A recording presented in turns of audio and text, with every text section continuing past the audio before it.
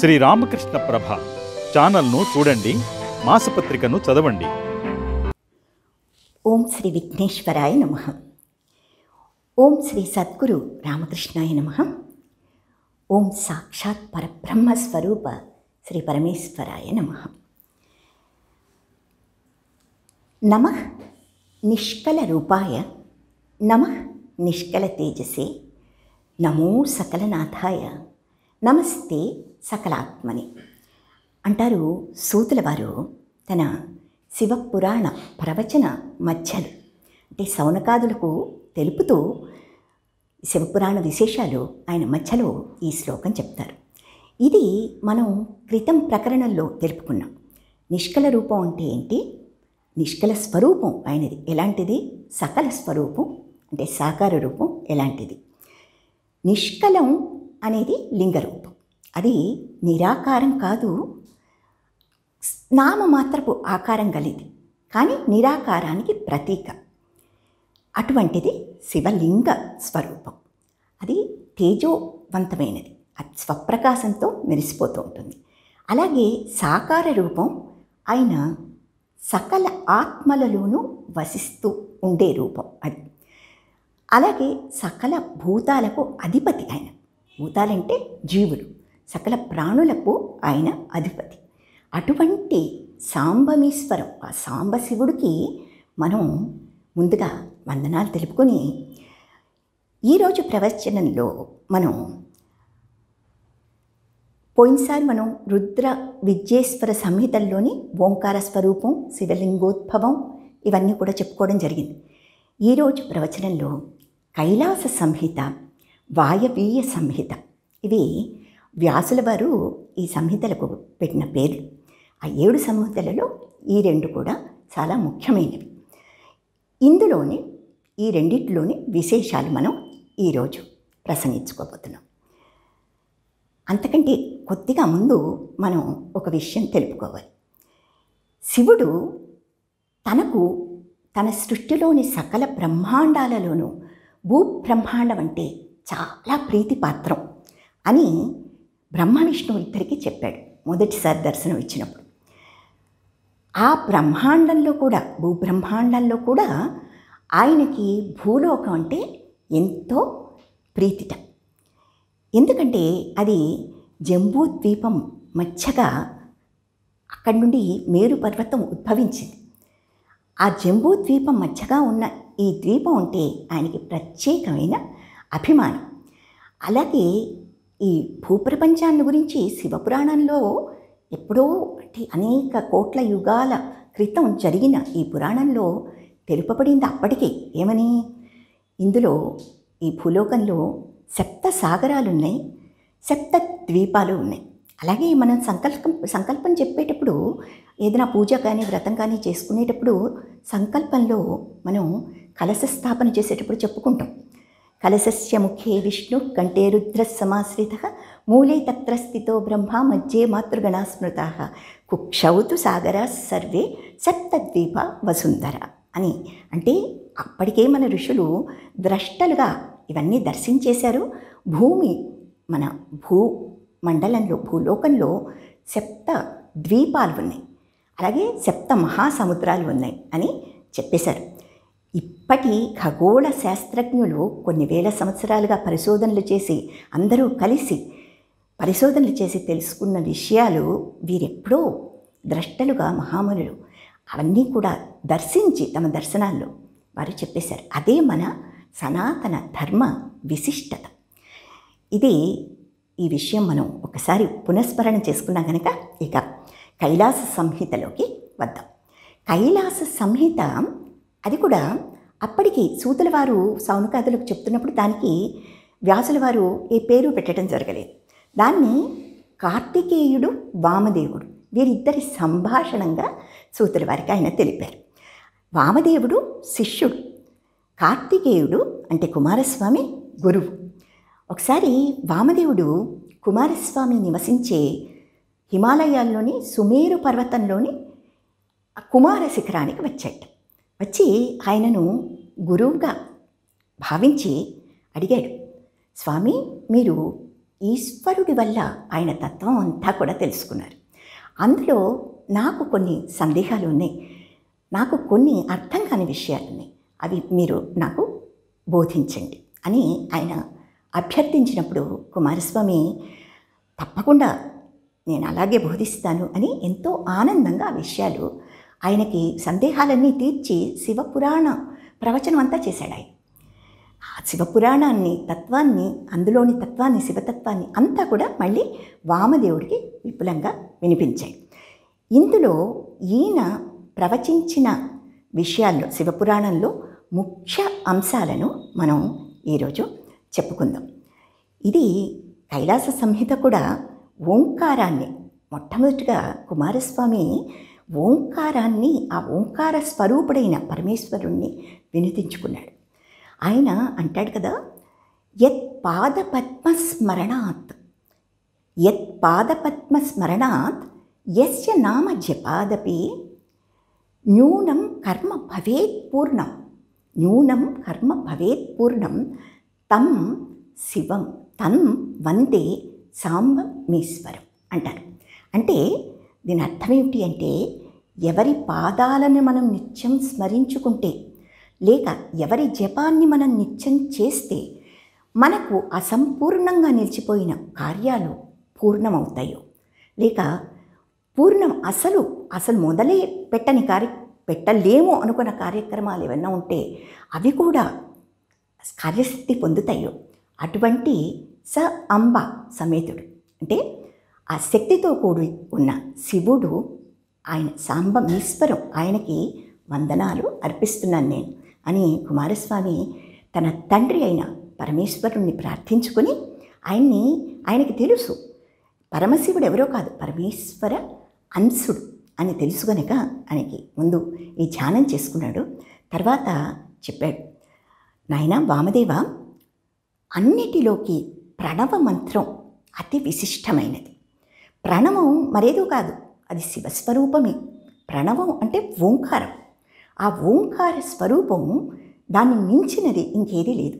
ఎందుకంటే పరబ్రహ్మ శివుడే కాబట్టి, పరమేశ్వరుడే కాబట్టి, ఆయన ఓంకారమైనప్పుడు ఓంకారాన్ని మించినది ఇంకేదీ లేదు. దానికి ఎంత శక్తి ఉంది అంటే, ప్రకర్షేణ నయేత్ యుష్మాన్, ప్రకర్షేణ బలవంతంగానైనా సరే, నయేష్ లాగేది, యుష్మాన్ ఉపాసకులని, మోక్షం ఇది ప్రణవ, మోక్షం వైపుకి లాగే మంత్రం ప్రణవ మంత్రం. అటువంటి మంత్రము మనం నిత్యం ఉపాసించాలి. ఒక గురువుగారి వద్దకు శిష్యుడు వచ్చినప్పుడు, ఆయన గృహస్థ శిష్యుడు కావచ్చు, లేదా సన్యాస శిష్యుడు కూడా కావచ్చు, ఈ ఇద్దరికీ కూడా కొన్ని బోధలు చేస్తాడు గురువు. గృహస్థ శిష్యులు వారు ఎలాంటి వారంటే, ఒక చేత్తో గృహ కార్యాలను పట్టుకునే ఉంటారు వాళ్ళు, ఒక చేత్తో తమ గృహ విధులు నిర్వహిస్తూ ఉంటారు. అలాగే రెండో చేత్తో మాత్రం పరమాత్మని విడిచిపెట్టారు వాళ్ళు. ఎంత తమ కర్మల్లో ఉన్నా కూడా, విధులు నిర్వహిస్తున్న పరమేశ్వరుని కూడా ఒక చేత్తో గట్టిగా పట్టుకుంటారు. అటువంటి శిష్యులు గృహస్థ శిష్యులు. సన్యాస శిష్యులు వాళ్ళు గృహస్థాశ్రమాన్ని పరిత్యజించేస్తారు. వాళ్ళు సంపూర్ణంగా శివభక్తిని పెంపొందించుకుని ఆ యోగ సాధనాలు చేయాలి అని గురువుగారిని ఆశ్రయించి వాళ్ళు ఉంటారు. ఇటువంటి ఇద్దరికీ కూడా గురువుగారు మొట్టమొదట చెప్పే మంత్రం ఈ ఓంకారంతో కూడిన ఒక మంత్రం ఉంది. ఓంకారమైనా బోధిస్తాడు, కానీ కొంతమంది గురువులు ఓంకారాన్ని బోధించే ముందు సోహం అని ఒక మంత్రాన్ని బోధిస్తారు. ఇది ఒక పదం కానీ మంత్రంతో సమానం. దీనిలో 4 అక్షరాలు ఉన్నాయి. స ఓ రెండు కలిస్తే సో హ మ్. సో హం అంటే స ఓ హ మ్. ఈ 4 అక్షరాలు కలిస్తే సోహం పదం అది ఉద్భవిస్తుంది. స అనేది పురుషుడికి ప్రతీక, హ అనేది ప్రకృతికి ప్రతీక. ప్రకృతి పురుషులు కలిస్తే అది జీవాత్మ. దాని మీద ప్రకృతి ప్రభావం ఎక్కువగా ఉంటుంది. పురుషుడు కూడా కొద్దిగా అతను కూడా ప్రకృతితో పాటు ఈయనని మాయలో పడేస్తూ ఉంటాడు. పురుష ప్రకృతులు ముఖ్యంగా జీవాత్మలో ఉంటాయి. ఇవి రెండూ తొలగిస్తే మిగిలేది పరమాత్మ. స తీసేసి హ తీసేస్తే మధ్యలో అక్షరం అదేమిటి? ఓం ప్రణం. కనుక ఈ రెండు వేరు చేసేసి హంస ఏ విధంగా అయితే సోహం తిప్పి చదివితే హంస, ఆ హంస ఏ విధంగా అయితే పాలను నీళ్లను వేరు చేస్తుందో ఆ విధంగానే ఈ శిష్యుడు ఈ స హ ఈ రెండు పురుషుణ్ణి ప్రకృతిని తనలో నుండి తీసేసి ఓంని పట్టుకోవాలి అని గురువుగారు బోధించినప్పుడు ఆయన శిష్యుడు తదేక ధ్యానం ఆ సాధన చేస్తాడు. చేసి ఒక స్థితికి వచ్చిన తర్వాత ఆయనకి గురువుగారు ఇక మహావాక్యాలు అవి బోధించడం జరుగుతుంది. తత్ త్వం అసి అని గురువుగారు చెప్తాడు. వామదేవ, తత్వమసి వాక్యం చాలా గొప్ప వాక్యం. అది తత్ ఆ సత్య పదార్థం ఏదైతే ఉందో త్వం, అది నీవే అయి ఉన్నావు పరమేశ్వర పరబ్రహ్మ అంటూ ఆ వాక్యం మనకి ఆ వాక్యం అర్థం బోధిస్తున్నది. అలాగే ఈ సాధన చేసిన తర్వాత ఈ మహావాక్యాన్ని జపించి పదే పదే దాన్ని తలుచుకుంటూ తర్వాతి స్థితికి శిష్యుడు వచ్చినప్పుడు గురువు ప్రజ్ఞానం బ్రహ్మ అనే మహావాక్యాన్ని బోధిస్తాడు. ప్రజ్ఞానం బ్రహ్మ అంటే ఆ జ్ఞానస్వరూపం, ప్రజ్ఞానం ఏదైతే ఉందో అదే బ్రహ్మస్వరూపం అని బోధిస్తాడు ఆయన. అంటే మాయ తొలగిపోతే ప్రజ్ఞానం మిగులుతుంది, అటువంటిదే పరబ్రహ్మస్వరూపం అని శిష్యుడికి అర్థమవుతుంది. ఆ తర్వాత ఆయనకి అయమాత్మ బ్రహ్మ అని బోధిస్తాడు గురువు. అయమాత్మ బ్రహ్మ అంటే ఆ తనలో ఆ శిష్యుడిలో కానీ ఒక వ్యక్తిలో ఉండే ఆత్మలో మలినం ఎప్పుడైతే తొలగిపోతుందో, ప్రజ్ఞానం ప్రజ్వరిల్లుతుందో అప్పుడు ఆ ఆత్మే బ్రహ్మస్వరూపం అవుతుంది అని దీని అర్థం. ఆ తర్వాతది అహం బ్రహ్మాస్మి అంటే నేనే బ్రహ్మస్వరూపాన్ని అనే స్థితికి చేరటానికి శిష్యుడు చాలా కాలం పడుతుంది.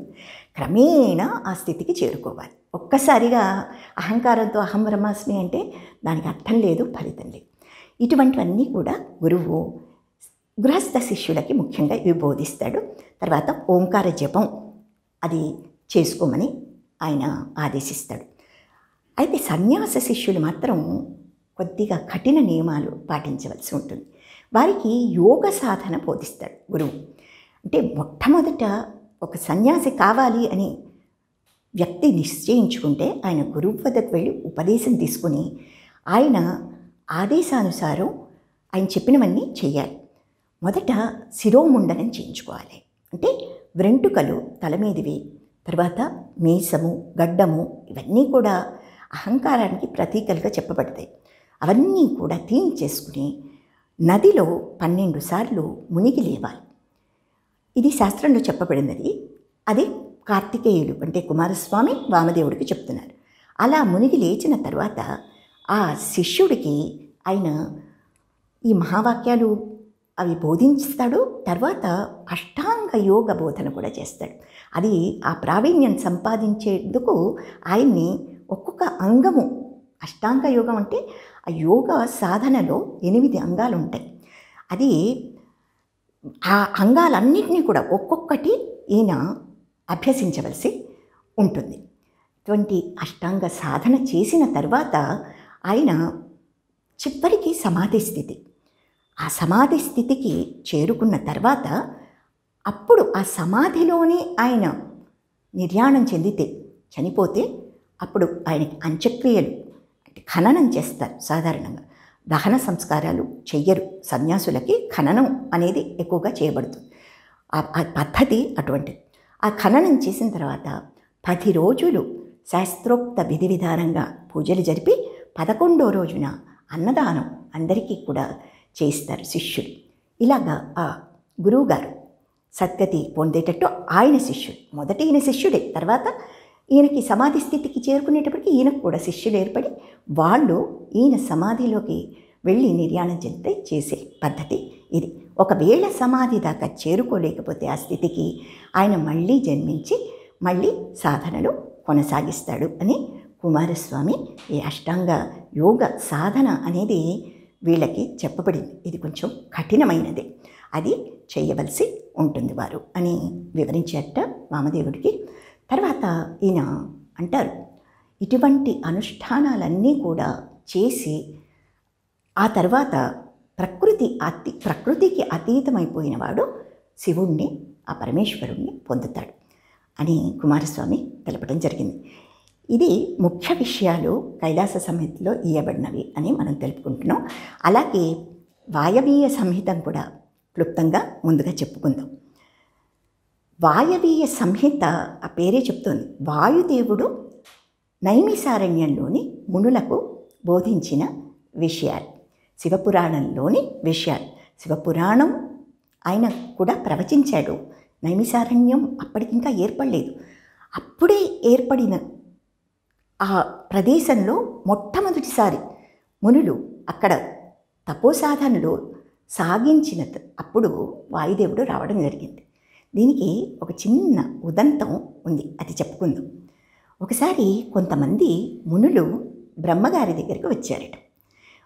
వచ్చి వాళ్ళలో వాళ్ళు వాదోపవాదాలు చేసుకుంటూ వచ్చారు. వాళ్ళు బ్రహ్మగారు మేరు పర్వతాన ఆ మందరగిరి మధ్యంలో బ్రహ్మవనంలో ఆయన ఉన్నారు.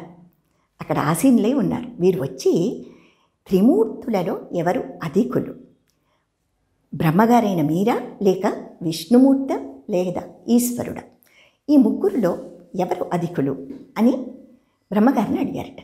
అప్పుడు బ్రహ్మగారు నవ్వి, అసలు దీంట్లో మీ ప్రశ్నే సరిగ్గా లేదు. ఈశ్వరుడు త్రిమూర్తుల్లోని వాడు కాదాయన. బ్రహ్మ విష్ణు రుద్రులు త్రిమూర్తులు, వీరిని మించిన వాడు ఈశ్వరుడు. ఆయన మమ్మల్ని అందరినీ నియంత్రించేవాడు. అటువంటి వాడైన ఈశ్వరుడు మామూలు సాధారణంగా చెప్పేటప్పుడు సర్వసాధారణంగా వాడుక భాషలో బ్రహ్మ విష్ణు మహేశ్వరులు అంటారు. కానీ లయస్వరూపుడైన ఆయన ఇంకా ఉద్భవించలేదు కనుక మహేశ్వరుడు, ఈశ్వరుడు ఈ పదాలు వాడుతున్నారు. నిజమైన ఈ సృష్టి స్థితి లయాలు చేసేవారు బ్రహ్మ విష్ణు మహేశ్వరులు కాదు. బ్రహ్మ విష్ణు రుద్రుడు ఈశ్వరుడే అంశం కనుక ఈశ్వరుడే అందరికంటే అధికుడు అని బ్రహ్మగారు తెలిపారట. అప్పుడు వీరు చాలా సంతోషించి ఆ ఈశ్వరుణ్ణి ఆరాధించే మార్గాలేమిటి, ఆయన్ని పొందే మార్గం, ఆయన కైవల్యం పొందే సాధనాలు మాకు బోధించండి అని అడిగినప్పుడు బ్రహ్మగారు అన్నారట, నేను మీకు మొట్టమొదట మీరు తపస్సు చేసుకోవడానికి అనువుగా ఉండేందుకు ఒక మంచి ప్రదేశాన్ని మీకు చూపిస్తాను. నేను ఒక చక్రాన్ని సృష్టించి దాన్ని ప్రయోగిస్తాను. భూలోకంలోకి వెళుతున్నది. వెళ్ళి ఒక చోట దాని నేమి అంటే మధ్య భాగం అది స్థిరంగా ఆగిపోతుంది.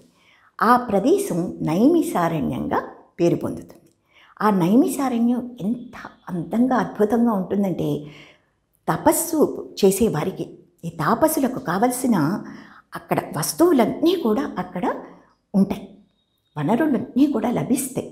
అంటే చందన వృక్షాలు, రుద్రాక్ష వృక్షాలు, ఇటువంటి మహావృక్షాలు ఉంటాయి అక్కడ. అలాగే పూతీగలు ఉంటాయి, లతలు అక్కడ ఉంటాయి. అలాగే సెలయేళ్ళు పారుతూ ఉంటాయి, సాధు జంతువులు చరిస్తూ ఉంటాయి, ప్రకృతి ఆహ్లాదకరంగా ఉంటుంది. అటువంటి ఆ ప్రదేశంలో ఈ చక్రం ఆగుతుంది. దాన్ని నైమిసారణ్యం అని దానికి తర్వాత పేరు వస్తుంది. మీరు అక్కడ సాధనలు చేయండి. మీరు సాధనలు అంటే మొట్టమొదటి మీరు సాధనల కంటే ముందుగా దీర్ఘసత్ర యాగం చేయండి. ఒకటి దీర్ఘసత్ర యాగం అంటే 1000 సంవత్సరాల కాలం పాటు జరిగే ఒక మహాయజ్ఞం అది. అటువంటి ఆ యజ్ఞం చేసిన తర్వాత మీకు ఒక అద్భుతం కనపడుతుంది. ఒక అద్భుతాన్ని మీరు దర్శిస్తారు లేదా అనుభవిస్తారు. అటువంటి ఆ దర్శనం అయిన తర్వాత మీరు కాశీ విశ్వేశ్వరుడి ఆలయానికి వెళ్ళి అక్కడ ఆయన్ని దర్శించండి. గంగా స్నానం చేసి ఆయన్ని పూజించుకొని తరువాత మీరు నా వద్దకి రండి అని ఆదేశించారు బ్రహ్మగారు. సరే వీరు అలాగేనన్నారు. బ్రహ్మగారు చెప్పినట్టే చక్రాన్ని వదిలారు. ఆ చక్రం ఒక చక్కటి భూతలాన ఒక చక్కటి ప్రదేశంలో ఆగింది. దాన్నే మనము ఇప్పుడు నైమిసారణ్యం అని వ్యవహరిస్తున్నాం. ఆ ప్రదేశంలో బ్రహ్మగారు చెప్పినట్టు వీళ్ళు దీర్ఘసత్రయాగం 1000 సంవత్సరాల పాటు చేశారు. వీళ్ళు ఏకాగ్రంగా చక్కగా చేశారు ఆ యాగాన్ని. యాగం సమాప్తం అవుతూనే వాళ్ళకి ఒక అద్భుతం అని అనుకున్నారు. వాళ్ళు బ్రహ్మగారు చెప్పిన అద్భుతం అదే ఉంటుంది అనుకున్నారు. వాయుదేవుడు ఆకాశంలో నుండి, ఆ ఆకాశ మార్గం నుండి క్రిందికి దిగి వీళ్ళ వద్దకు వస్తూ కనిపించాడు. వాయుదేవుడు అంతటి వాడు తమ వద్దకు రావటం అద్భుతం అనుకుని మహామునులు ఆయన్ని సేవించి అర్ఘ్యపాద్యాదులవి ఇచ్చి సత్కరించి ఆయన్ని, మేము చేస్తున్నది శివపూజ, ఆయన్ని మేము శివభక్తులం కనుక మాకు శివ పురాణాన్ని అందులో మీకు ముఖ్యమనిపించిన అంశాలను వివరించండి అని అడిగారు. అటువంటి ఆ నైమిషారణ్యంలో ప్రప్రథమంగా ఈ యాగాన్ని చేసిన మునులకు వాయుదేవుడు, ఇప్పుడు సౌనకాదులకి సూతుల వారు వినిపిస్తున్నారు అదే నైమిషారణ్యంలో. కానీ మొట్టమొదట ఈ మునులు బ్రహ్మగారి ఆదేశంపై అక్కడ యాగం చేశారు, దీర్ఘసత్రయాగం. వారికి వాయుదేవుడు కొన్ని విషయాలు తెలిపాడు, శివపురాణం ప్రవచించాడు. అందులో ముఖ్య విషయాలుగా ఆయన చెప్పినవి ఏమిటంటే పశుపత వ్రతం. పశుపత వ్రతం అనేది ఆచరిస్తే మనిషిలోని పశు ప్రవృత్తి ఏదైతే ఉంటుందో అదంతా కూడా తొలగిపోతుంది. పశు ప్రవృత్తి అంటే ఏమిటి?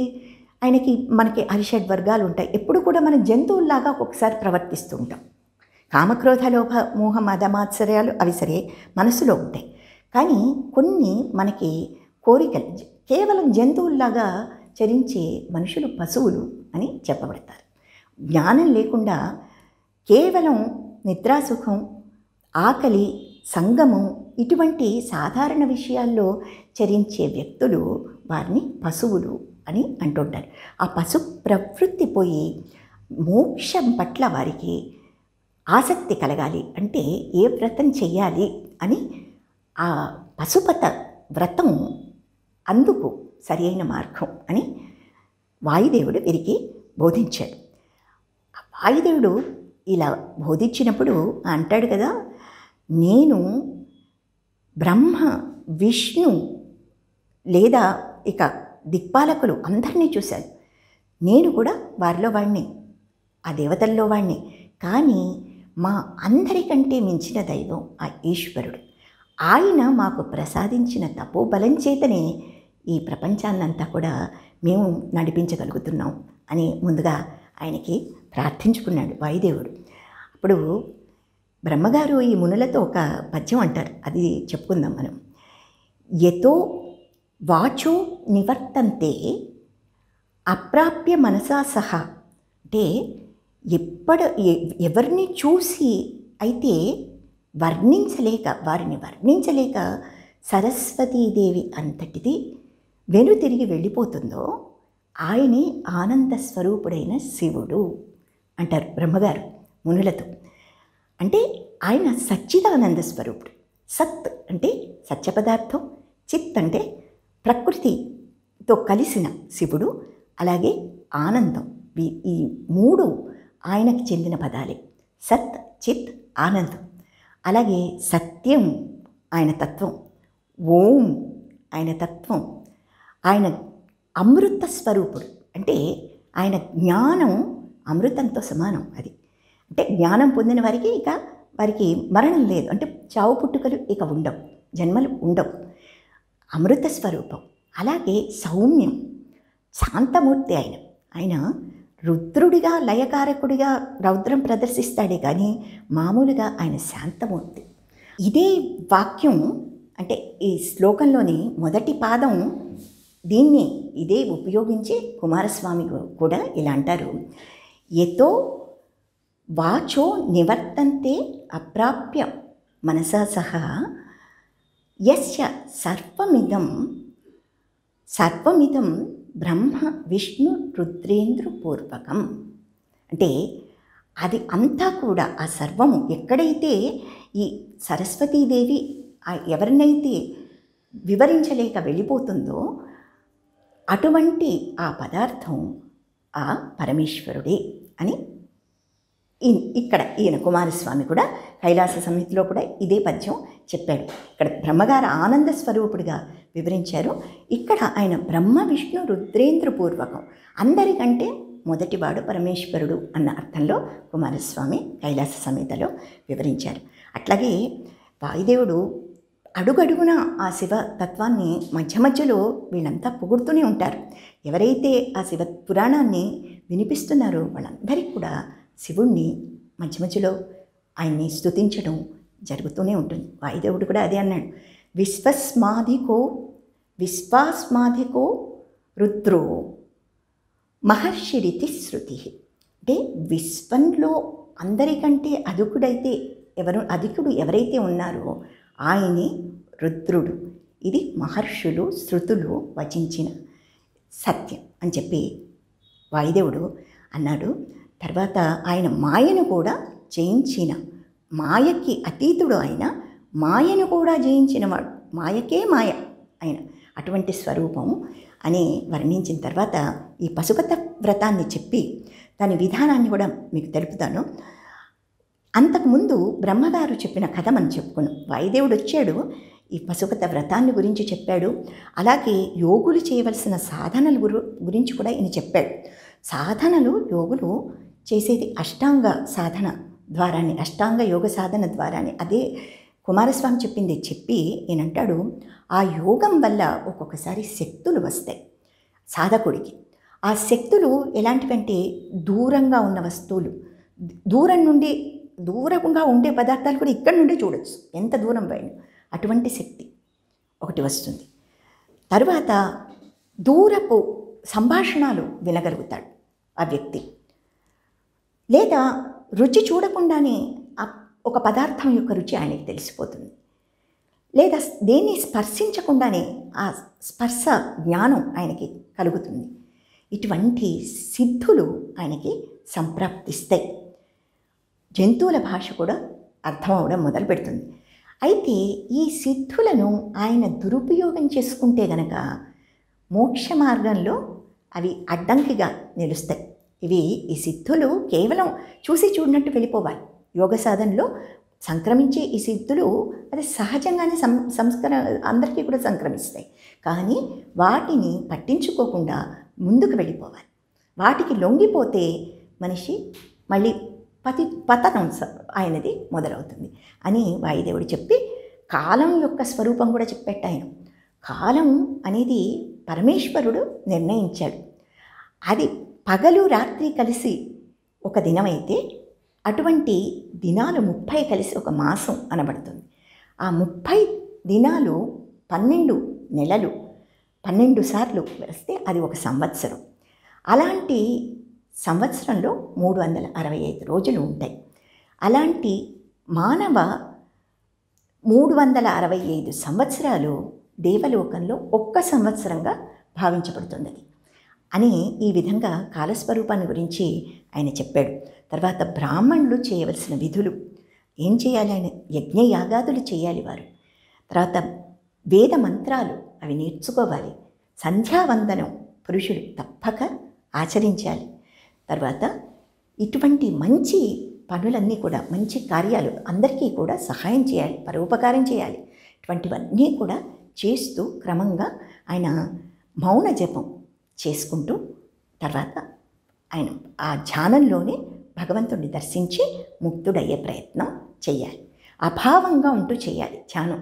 ప్రాణాయామం చేసేటప్పుడు కూడా ఆలోచనలు నిరోధించాలి. అలాగే ధ్యానం చేసేటప్పుడు కూడా ఏ ఆలోచనలు లేకుండా మనసును శుద్ధంగా నిరాకారతత్వం మీద దాన్ని పెట్టాలి. పెట్టలేకపోయినా ఒకవేళ నిరాకారతత్వం మీద ఆలోచనలు పక్కన పెట్టే మార్గం ఆ భగవంతుడిని స్మరించుకుంటూ ఉంటే ఆలోచనలు, మంచి ఆలోచనలు వస్తాయి, చెడ్డ ఆలోచనలు తొలగిపోతాయి అని ఈ విధంగా ఒక వ్యక్తి, సాధారణ వ్యక్తి చేయవలసిన సాధనల గురించి తెలిపిన తర్వాత వాయుదేవుడు అంటాడు, కృష్ణ పరమాత్మ అంతటి వాడు ఆ కాలంలోని ద్వాపరయుగంలో ఆయన పశుపత వ్రతాన్ని ఆచరించాడు.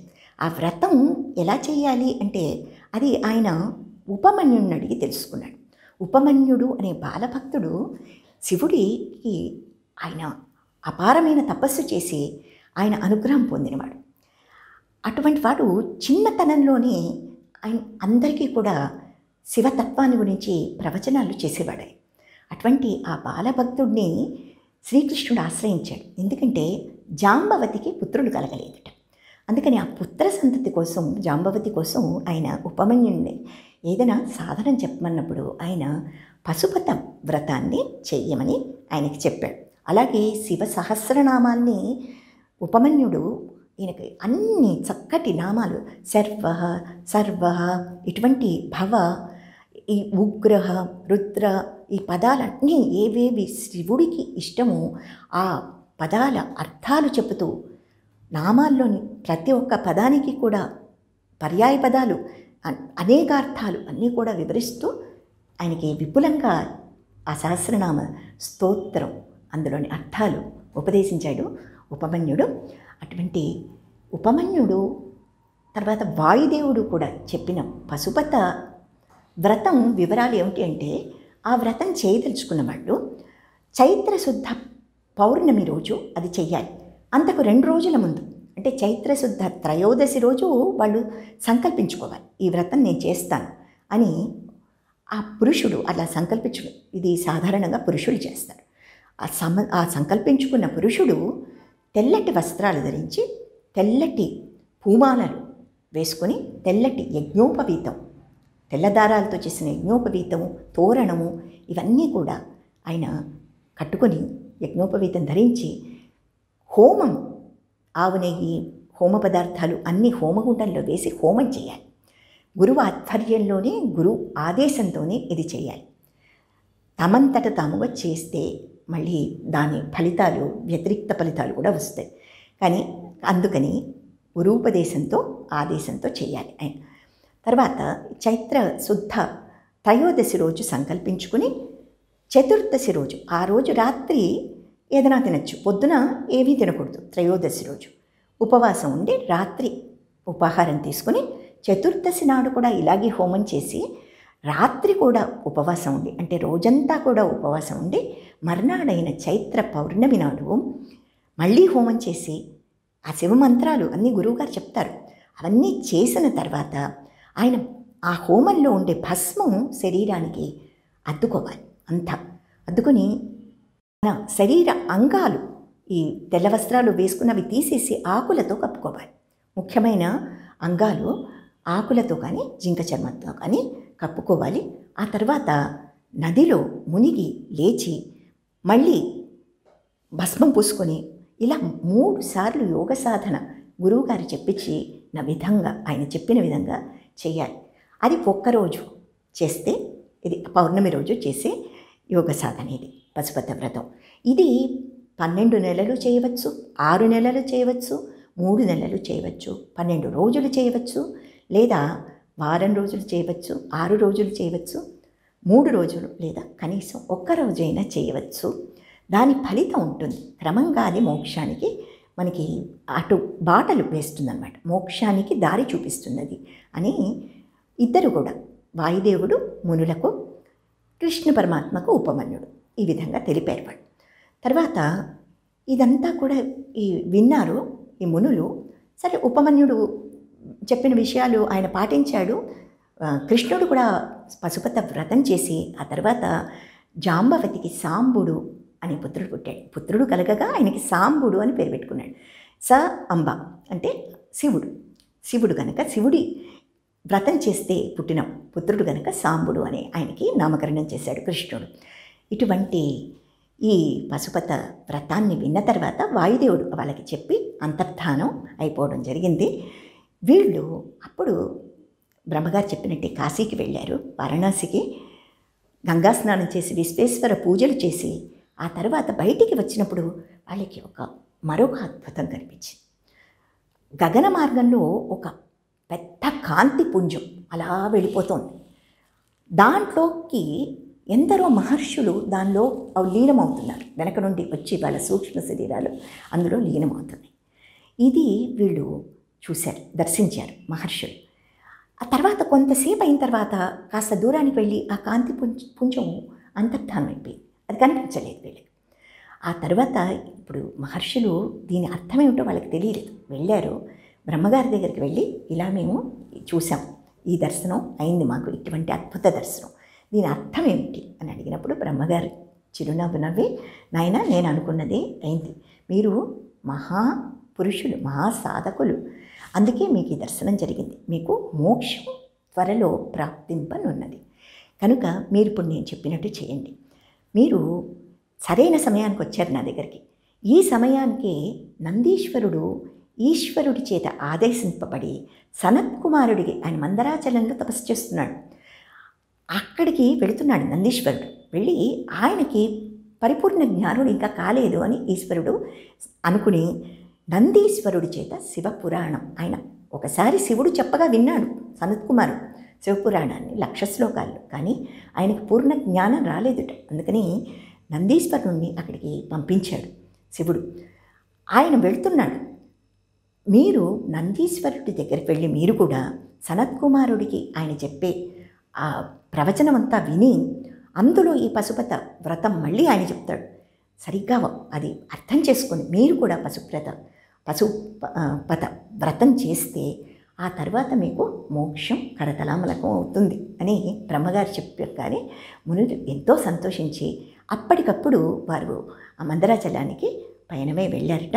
నందీశ్వరుడు అప్పుడే అక్కడికి చేరుకుని పురాణం చెప్పడానికి సిద్ధమవుతున్నాడు. వీళ్ళు ఆయన్ని అభ్యర్థించి సనత్కుమారుడితో పాటు ఇది కూడా వాళ్ళు కూడా విన్నారు. ఆ తర్వాత వాళ్ళు పశుపత వ్రతం కూడా ఆచరించి ముక్తిని పొందారు అని చెప్పి బ్రహ్మగారు ఈ విషయాలన్నీ మనకి వాయవీయ పురాణంలో బ్రహ్మగారు మునులకు తెలిపినట్టుగా మనం ఇది చెప్పుకున్నాం. ఇటువంటి అద్భుతమైన విషయాలతో కూడిన శివపురాణాన్ని ఎన్నిసార్లు ఎందరూ ప్రవచించినా కూడా మనం అలా భక్తిభావనతో వింటూ ఉండిపోవచ్చు. అటువంటి ఈ శివుడు 2 రూపాల్లోనూ అంబా సమేతుడు ఆయన అని చెప్పుకున్నాం. అందుకే మనకి ఇప్పుడు నాకు ఒక చిన్న సంఘటన గుర్తొస్తుంది. ఒక పాశ్చాత్య దేశస్థుడు ఆయన ఒక పరికరం కనిపెట్టాట.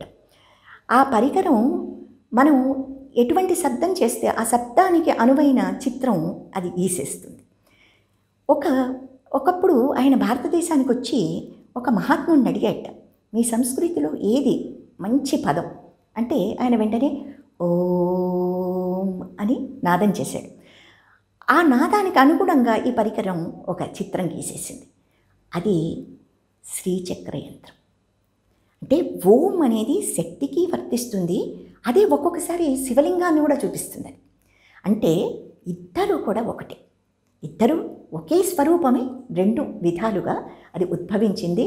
బింబ ప్రతిబింబాలు వారు, లేదా నాణం ఒకటి ఉంటే దానికి ఒకవైపే మనకి ఉండదు, 2 వైపులు ఉండాల్సిందే. నాణం ఉంది అంటే 2 వైపులు ఉండాలి దానికి.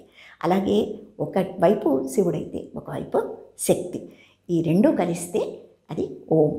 ఇటువంటి ఈ శివపురాణ విశేషాలు ఇన్ని సంవాదాల్లో ఇచ్చిన వ్యాసుల వారికి మనం ఎంతో కృతజ్ఞులం.